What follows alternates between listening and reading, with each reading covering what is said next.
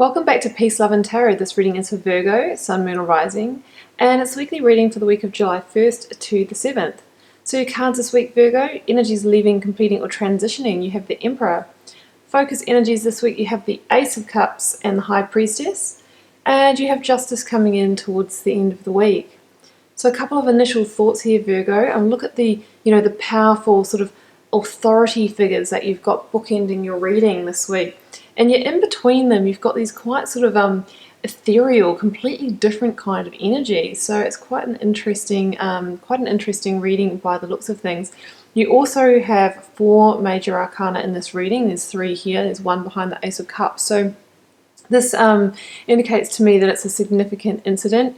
The more major arcana, the more linked it is to karma, working out karma, life lessons and that sort of thing. Whereas if it was more minor arcana, it's a more insignificant sort of incident that will pass quite quickly, and it's more of a sort of a day-to-day kind of situation. So recent past, the Emperor, or the energy that you're transitioning out of now. Look, it could be an Aries person that you're dealing with, but I really think that this has been the energy that you've been moving into. So the Emperor is a really practical and stable energy. The Emperor, he rules his own kingdom from his, grounded, solid throne of stone here. He calls the shots, he orchestrates things. He orchestrates his own reality, knows what he wants. He realizes goals. He's a yes person. He takes action. If you think about the qualities of an Aries, they're strong leaders. They are action oriented. They don't sort of really just sit around. It's a strong fire energy, and they really realize their goals and they get things done, and that's the Emperor energy. And one of the strategies for doing that is to park emotional issues or even emotional sentiments while you're going about your daily business, so it doesn't sort of derail you or get in the way. So you'll notice that the Emperor wears the armor underneath his cloak as an indicator that he protects himself as he moves through his day in his role as the Emperor, without letting emotional things distract him from his thought processes, to put him off balance, to, he keeps grounded that way. And that's where I think it's interesting how you have all your sort of emotional kind of soft cards here sandwiched in between these two characters who are very sort of like strong and almost more practical energy. So there's almost that message in here that maybe that's something that you've needed to do in order to bring a situation to justice, is put down the emotional side of things for a little while and just see things from a visionary perspective, from a facts perspective, from a really practical place, and really decide from that position what you want to do. What is that move? What are you going to instruct your army to do to to protect your empire? What is that going to be? There might be some justice involved. So this week, after being in that viewpoint of sort of putting emotional matters to the side so you can really unpack the situation and work out what you're going to do moving forward, here we have you really deeply connecting with your more subtle senses again, with your emotions.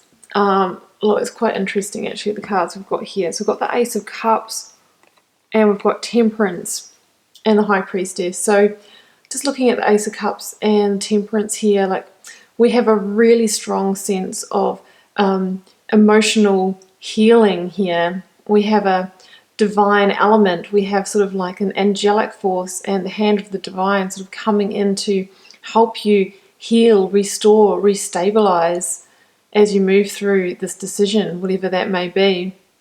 The Ace of Cups is all about the 5 senses. Let's just put these down actually, because I want to talk about it, the High Priestess as well.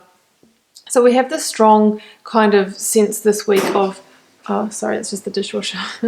We have this strong sense this week of you being able to tune into your senses. So I feel like here's what I'm trying to say. So after being in the position where you've looked at a situation, and I'm not sure what it is, guys, it could be a love situation, could be a work situation, but you've been in a position where you've been looking at it from a really practical, facts-based kind of perspective and working out what you want. This week we see you really tuning in on almost a more intuition-based level and seeing how you really feel about it. I don't know if you were ready to do that beforehand. You needed to look at the practical side of things. This week it's all about, how do I feel deeply? How do I feel deeply? What's my gut feelings about it? What does my head, heart, and stomach say all together? Tuning into those senses and really figuring it out.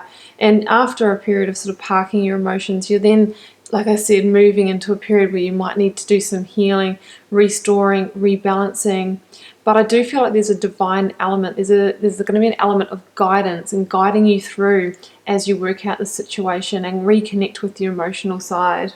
Because what's interesting about the High Priestess is she is sort of like the bridge between the mysterious internal sort of underworld and the physical, practical, earthly side. So it's kind of like she's the bridge, between the two things that we've talked about, the balancing the softer ethereal elements, and intuition, using your intuition to see the situation, and the facts and that sort of things. I also feel like the High Priestess and tuning into your emotions and how you feel about the situation this week is the bridge to bring the situation to justice, because all this stuff here sits between these two strong characters. So it was like, okay, I regrouped with the Emperor energy, but that wasn't giving you enough information to bring the situation to justice, because you still needed to explore it from a level of intuition, from a level of feelings and emotions, and that's what you're doing this week.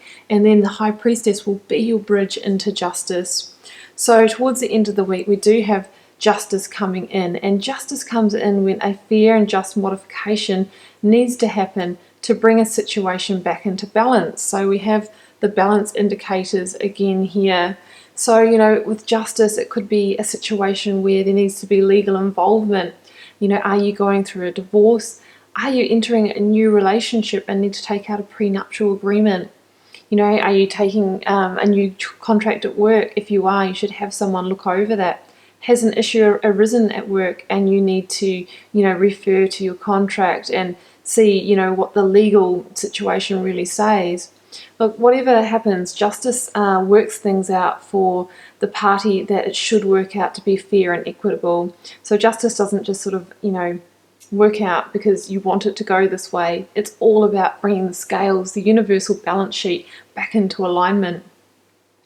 But I really feel like you're going to be picking up that sort of power towards the end of the week, and really taking that next move of action now that you've got the facts, you know how you feel about it, you've used your intuition, you've tuned in, now you're bringing it all to justice.